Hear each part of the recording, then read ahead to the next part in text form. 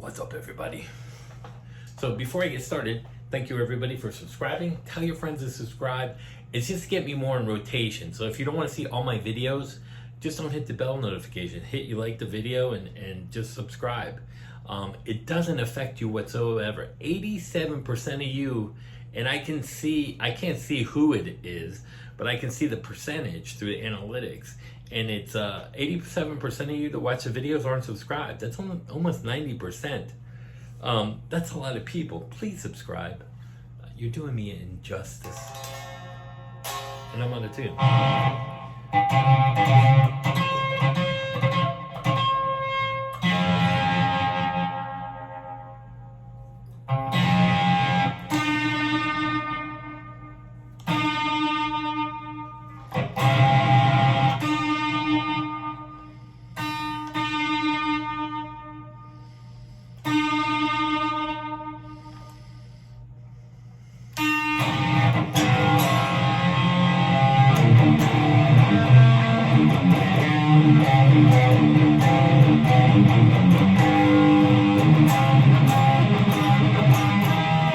By the way, I'm running my fractal into the AVT head just so you guys can hear. I did a video on the AVT head, and now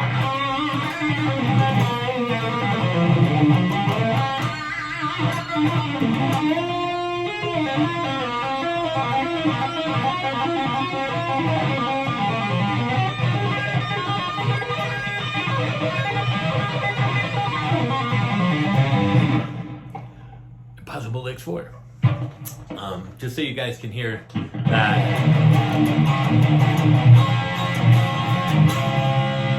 I love this fractal.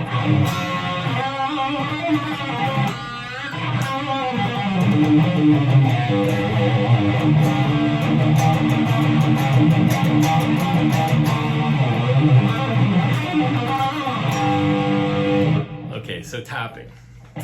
I tap a bunch of different ways, and let me explain tapping.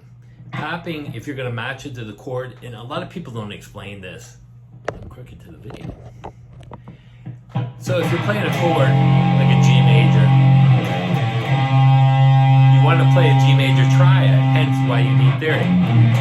1, 2, 3, 5, 1, 3, 5, and then you find the G on the same string.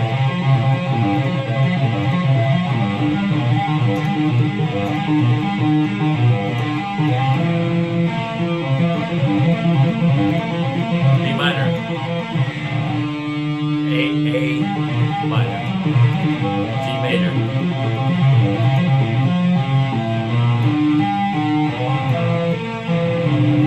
So they're triads. Now here going into the sweep thing, it's the E minor arpeggio. So I play with a 5. 5 of A minor is E.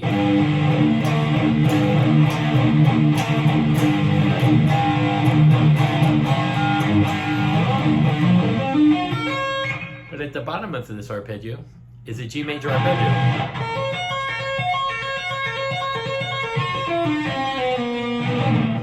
Now here's a couple cool things. So here's the triad arpeggio.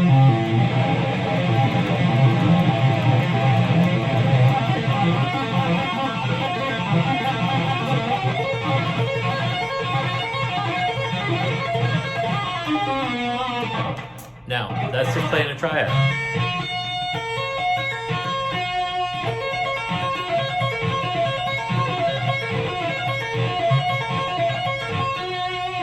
And the note above it in the scale.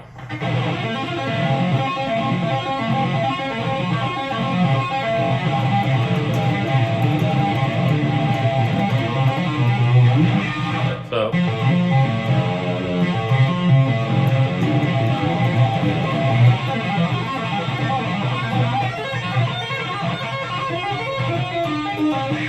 going back into the arpeggio, that's why it's important to know theory. So what note would you tap on? The G.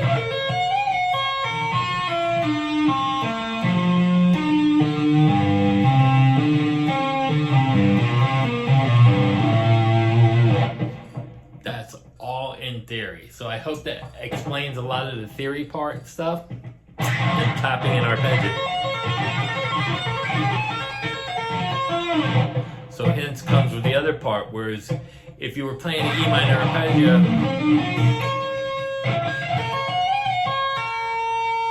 now that's a B, and you're minor, so you would go back to a minor, so you play an E minor pentatonic this way.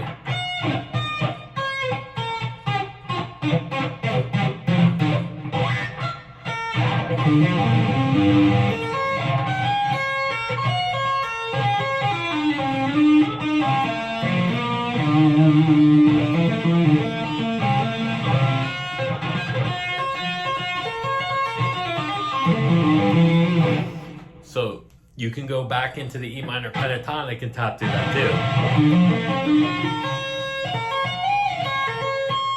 Or the E minor, or the E minor arpeggio here. So, let's see.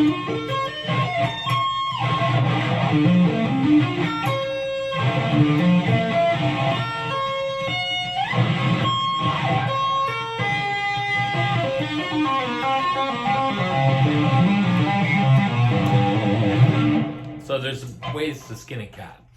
So, and then, like I said, there's some of the tapping.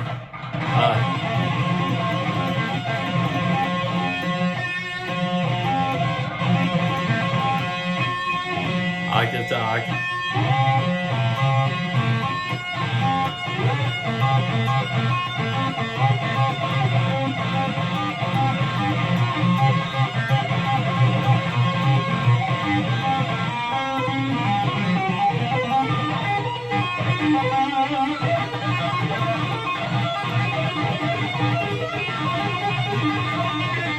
Don't be afraid to use those fingers when you're tapping. It's all pentatonic and pentatonic here. Practice that way. That'll help skills. Again, it's not about my playing. These are to be creative and help your dexterity in your playing. It's fun to mess around, and these are ideas that you don't normally see on YouTube. All right, so we'll get into harmonics.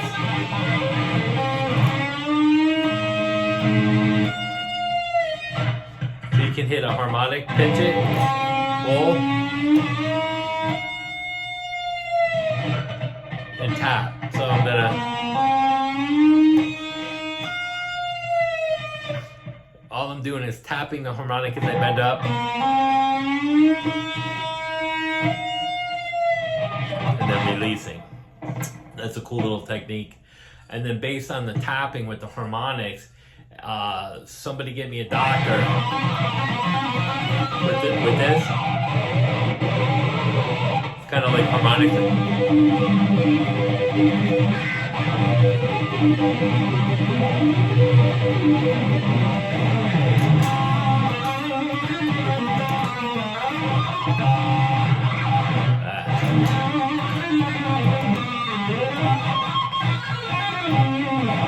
So I play scales like that.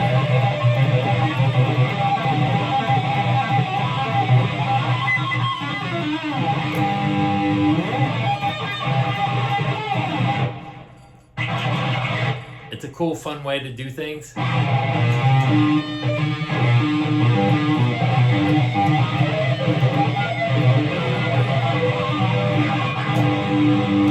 Another one of my tapping things is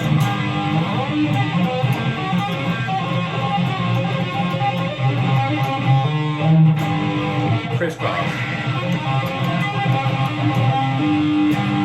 That's another one.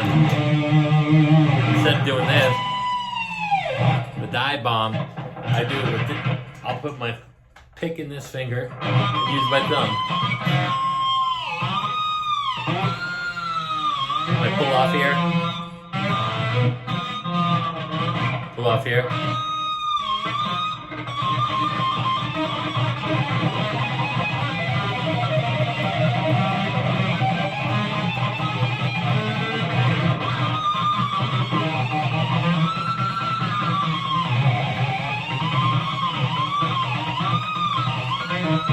all kinds of weird ways to make the pitch harmonics, but it's easier for me to do it that way, so it's less effort and quick.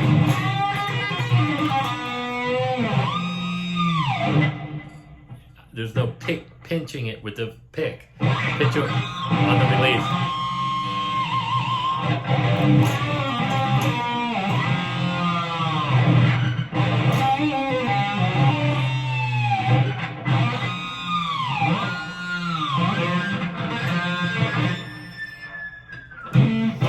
It's a fun way to do that.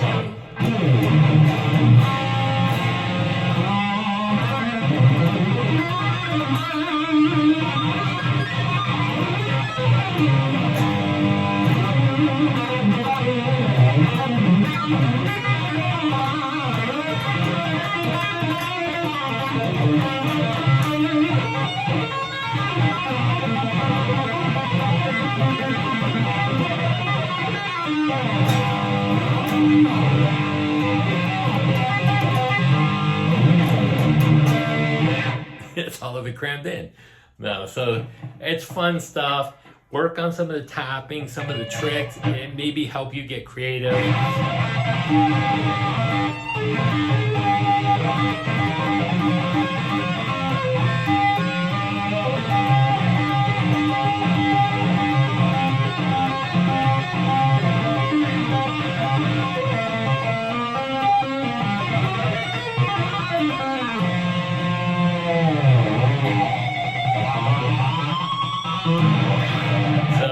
I hope that's a fun Impossible Licks for everybody.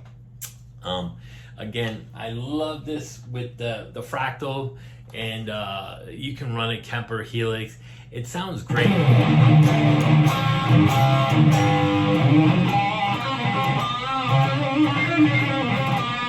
So all you need is the foot switch that goes with this, and then a tube screamer with an Ibanez or a Zoom. You throw it in your backpack. You use the amp is really lightweight. If you're local and you can run a 2x12 or a 1x12 cab. Again, if you're miking the cab, it's going to sound huge through the PA system because you have many more 12s in a PA or 15s or line array. It's going to sound bigger. It's just not going to sound that big on stage. Hence, more speakers with the circumference is kind of like the 212 sub is 48 inches total circumference. 412s is 48 inches. It's a bigger, tighter sound, but boomier because it's more speakers. And it is true. But again, it depends on the cab and everything. But to have my fractal and to take this is good because then you have a backup and you don't have to carry another fractal or anything. You can just run the head and then the foot switch, which goes with it, into that, and you can get through a gig.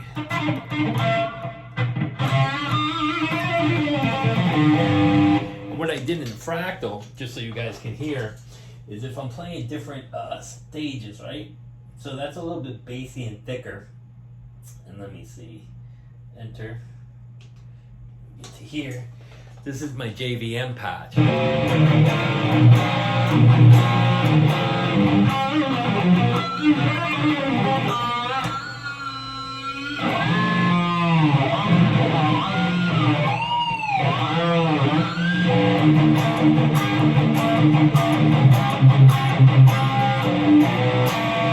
It's more mixed.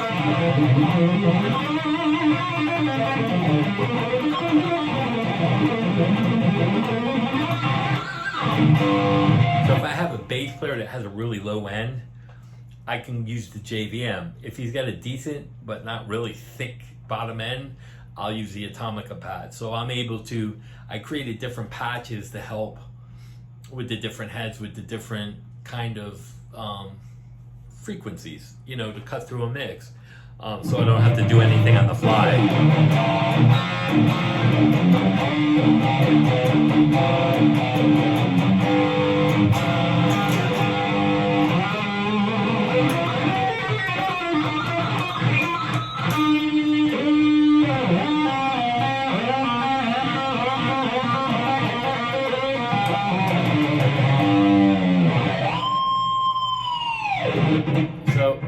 I hope you guys enjoyed the video. Let me just say, I had someone comment about how I stole Rick Beato's. I don't know, steal what?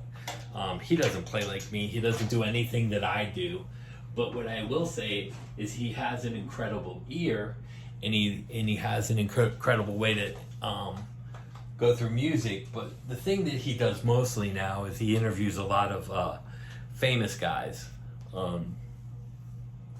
and it's something that I try to share. If I didn't like you, I wouldn't tag you in the video. I'm trying to do a service, not a disservice, and I'm not trying to steal anything from him. Maybe some of you guys don't know who Rick Beato is. He's got a great channel. I don't agree with everything he says. Again, there's disclosures like his signature Les Paul. He doesn't explain that who gave him the signature Les Paul or he paid it.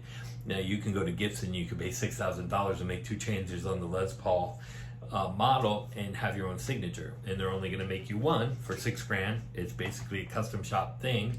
So if I wanted stainless steel frets on a Les Paul with, say, a Duncan and push-pull pots, but one's a boost or in and out of phase or whatever I did to it, or I put a different kind of bridge on there, then it's a signature and I paid for it.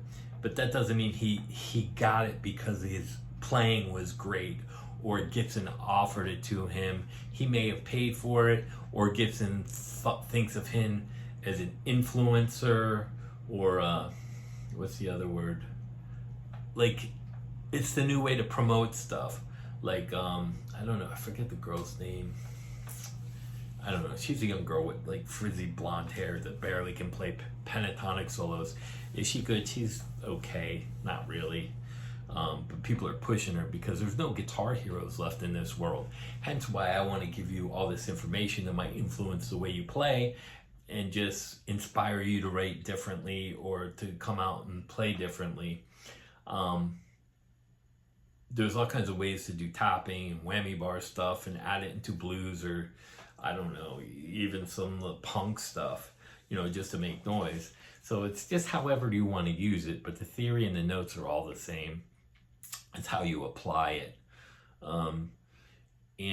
I just wanted to put that out there about me stealing Rick Beato. I think of the glass half full, not half empty. I'm not a negative person.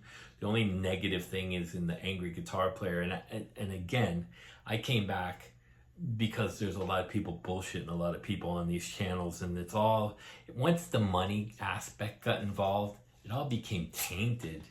You know, there's so many guys doing these professional videos and everything, and I can rant on and on about that stuff. But you can see I don't rant. I might even go off on a tangent and start doing something that I haven't done before, and it's right in front of you guys. I want to show you that I make mistakes, or I come up with something while I'm showing it to you. I don't want you to think that I'm some kind of guitar guru that never makes mistakes. Like, you can watch all these guys and they play perfectly, and who knows how many takes it was, you know, and they might actually not even be close to as good. Now, I know guys like Ola England who are really good in Birth because they do play in bands, and I have seen them guys live. They are really good at what they do. Hence why I tag Ola. So if the American metal guys don't know who Ola England is and they want to see some cool metal, and he does a lot of cool stuff that I don't do metal wise, it's only going to help him grow and help me help you. And that's my whole goal, is to help everybody in these videos, whether it's to turn you on to another person who I think is legit, and even though I don't agree with everything on. Now, I can tell you, like Rhett Scholl, I can't stand him. Why? Because he's piggybacked off of people, and he says words like tour when he's playing a bar over in Germany, or he recorded over Germany. It's like if I take my phone and I record a video in Nashville, and then I come back and tell you I'm a Nashville recording artist. Did I record in Nashville? Yeah, with my iPhone. So I'm a Nashville recording artist. It's all a play on words. Now, I have Grammys, I've toured the world, I've done songs with some famous bands that people like you guys probably have there, but like, say, like an Adam Levine and a Taylor Swift, you guys have no idea who I write for, but using those people examples, maybe there's more to it than what these guys are telling you. And there is, because I do it. So I just wanted to set the story straight, and I'm just tired of all the bullcrap. Now, there are a lot of great guys. Rick Beato's out there. Like I said, even on Ola England, Mark V, with the V, the letter V is good. There's a lot. Broken Chains is a really good. Leon Todd from Australia does a lot of fractal stuff, who I talk to here and there. I used to talk to him more. Nick from Ingve, I told Nick to say hi to him. He just did they opened up for Ingve over in Australia. I told Nick go say hi to Leon. Today's sponsor. No. But anyway, it's good to have friends. And I told Nick, he's a great contact over there in Australia. He's got a great band and he knows a lot of people. Go talk to him. So it's one of those things. And a shout out to my buddy Gary Orman. He was the tour manager for Slaughter, and Blando from Slaughter is one of his best friends. I'm going to go see him Thursday at Wellington to go see a Van Halen tribute band called Completely Unchained. They're pretty good. I know Zoltan played drums for him for a little bit. But I'm going to go see them, and maybe I'll interview Gary for you guys. And then you can see what he had to say, what it was like being a tour manager, which isn't an easy job by all means. I should know. I was the problem child for some of those guys. And those stories won't come out unless somebody else tells you. But I don't recommend you listen to them. I used to always say, no, I can't say this. No, forget it. Anyway, I hope you enjoyed the video. Peace out. And I still haven't seen any comments. What did your parents used to tell you? Oh, man, I can't even remember all the stuff my parents used to say to me. Those sayings. Tell me what the sayings are. I want to see if you guys were told the same things that I was told as a kid, or you're being told that now. The older generation did a lot of sayings and whatnot. But anyway, I hope you enjoyed the video. If you have any of those, please let me know. It'd be interesting to hear. And I'm still working on the track to show you how I play some of the impossible licks, like how I can throw them into a song. And again, if you're gonna tap, I only would do it for a section. It's kind of like playing licks. I wouldn't play the same lick 100 times in a solo. I would change it. So I'd play a lick and go to another lick. So if I was playing the lick, I might throw in a tap thing and then go into another lick. I only did stuff in sections. And I was told one time, if you take a breath, and once you let it out, you switch.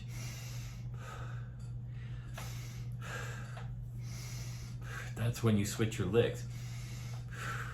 That helps with your timing as well.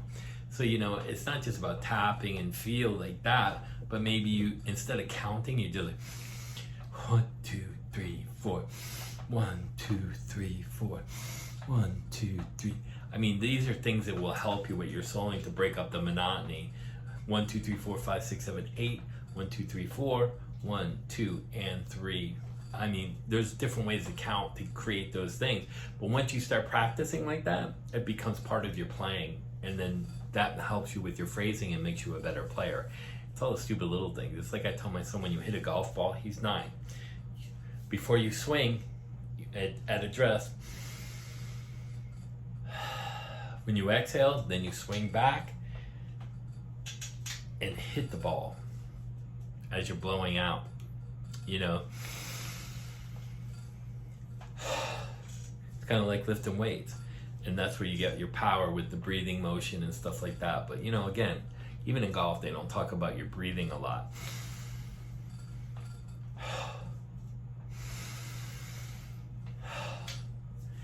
That creates timing and a lot of different issues. Same with guitar, when you're phrasing. Creates timing and helps some of your other issues. So I hope that's a lot of information. Again, please subscribe. 87% of you don't subscribe.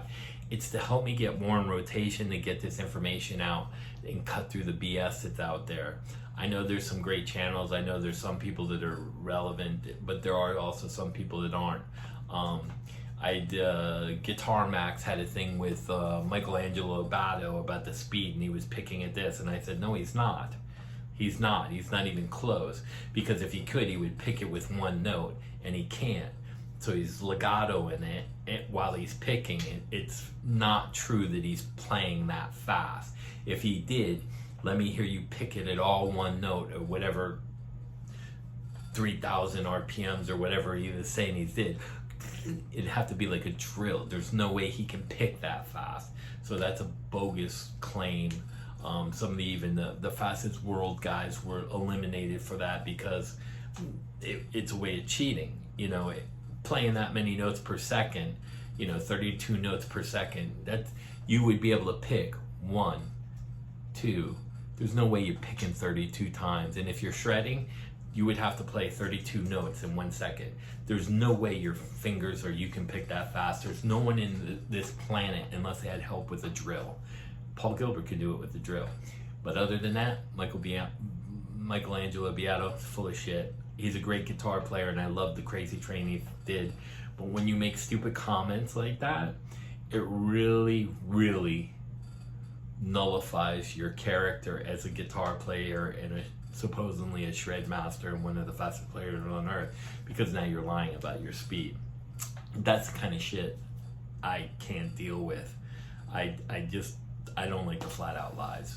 And some of you might not even know how that they're recording that, but the easiest way is to pick 32 notes per second.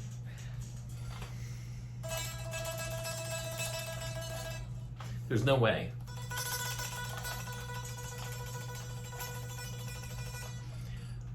Count how many times that is. Now if I'm going, it sounds like it, but it's not, because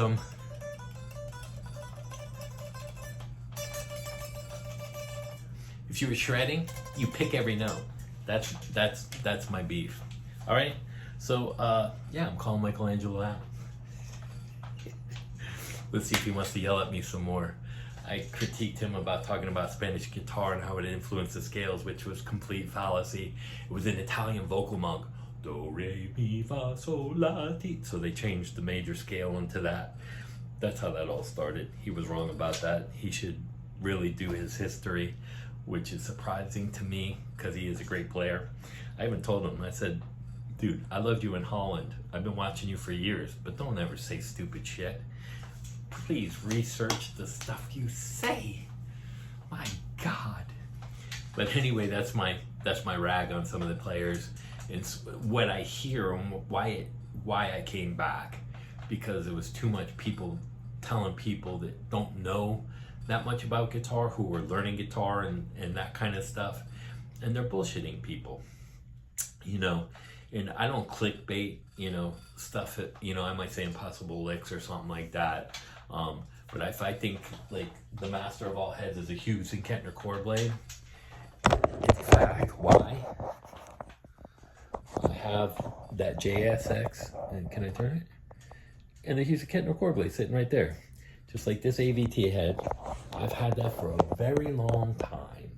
So, peace out. Hope you enjoyed the video, and enjoy your weekend.